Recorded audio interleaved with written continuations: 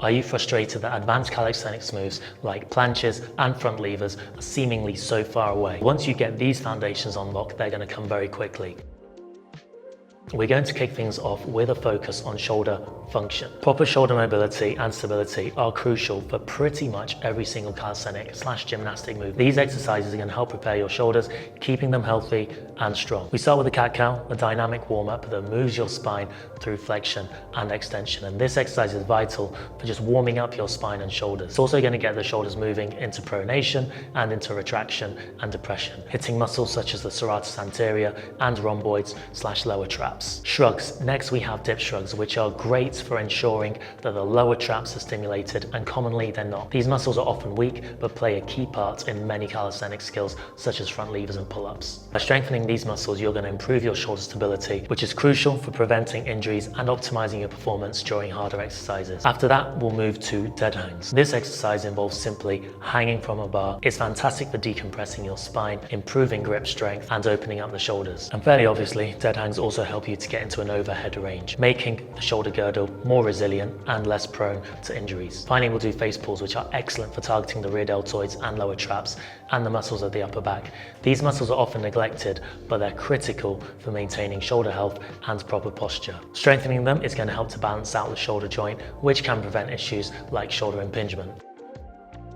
Next, we'll focus on holding positions that are fundamental to building core strength and stability. These positions are the foundation for many advanced movements, so it's really important to master these early on. For each of these, I'd like you to hold them to 4 to 5 breath cycles with a focus on expanding the rib cage when breathing in for a good 4 seconds and creating as much tension throughout the body when breathing out for another 4 seconds. And you want to exhale every ounce of air within you.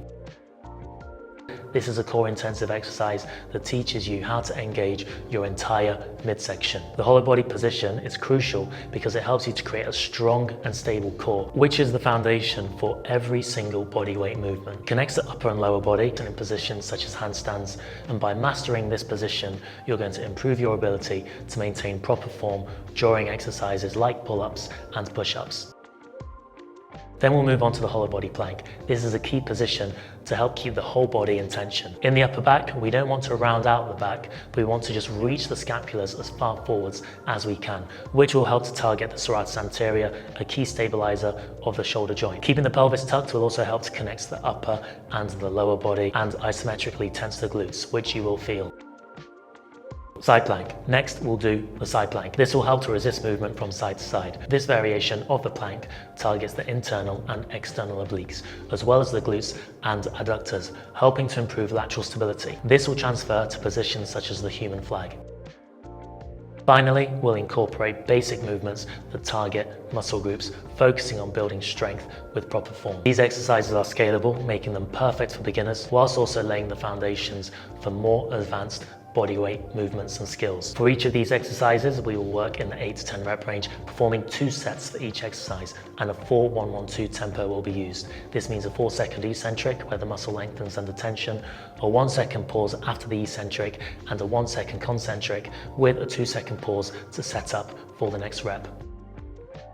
We'll start with the bar rows or inverted rows. This exercise is excellent for developing the muscles of the back, including the lats, rhomboids and rear deltoids, and it also engages the biceps and core. This row is a great way to build pulling strength needed for exercises like pull-ups and is an essential movement for overall back development. You can progress this one by reducing the angle of the bar until you're fully parallel to the floor. As always, ensure full range of motion with this movement, which means that we're starting with the shoulders in a pronated position and moving into a position where they're fully retracted.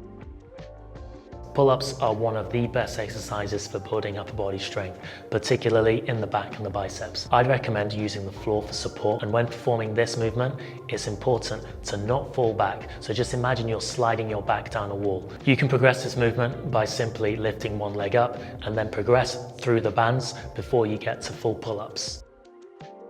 Next, we have the incline push-up. This variation of the push-up is easier than the standard version, making it perfect for beginners. It primarily targets the chest, shoulders and triceps, and you can progress this movement by reducing the angle of the incline by moving the barbell down from chest to around about thigh height. Once you get to mid-thigh height, you'll be well placed to start to perform full push-ups.